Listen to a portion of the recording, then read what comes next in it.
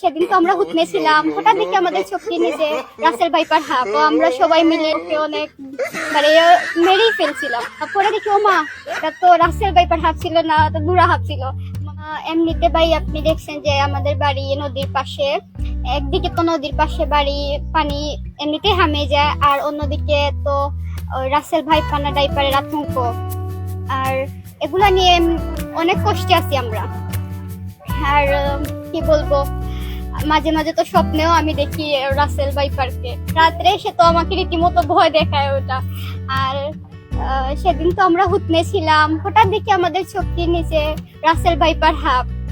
তো আমরা সবাই মিলে অনেক বাড়ি মানে ওকে অনেক মানে মেরেই ফেলছিলাম। পরে দেখি ও মা, এটা তো রাসেল ভাইপার হাঁপ ছিল না, তো বুড়া হাঁপ ছিল। মানে এরকম আতঙ্কে আমরা আছি যে যে কোনো ধরনের সাপ দেখলে আমরা ভাবি ওটা মানে রাসেল ভাইপার মনে হয় আমাদের কাছে। সিলেটি ভাষার মতন সুবিধা নেই।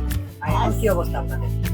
অবস্থা আর কিতা কইতাম ভাই, অবস্থা তো আর দেখরা আপনারা কিতা অবস্থা, একটু দেখলে উছলে যায় মানুষ।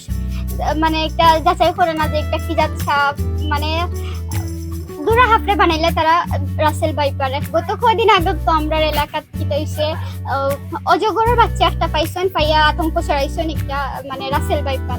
তো মানে এই জিনিসটা করতে না তারা, কারণ আমরা এমনিতেই পানির আতঙ্ক, আরো এগুলা করলে মানে গুজরাট তো আরো বেশি আতঙ্কিত হয়ে যায়, মানে ছোট বাচ্চারা রীতিমতো আতঙ্কিত তারা এগুলা দেখিয়া। আর কিতা কইতাম মানে সত্য জিনিসটা তারা যাতে এফবি বা ফেসবুক সোশ্যাল মিডিয়াতে তারা মানে ছাড়ে, মিথ্যা গুজব কম ছড়ায়, ওটাও আর কিছু।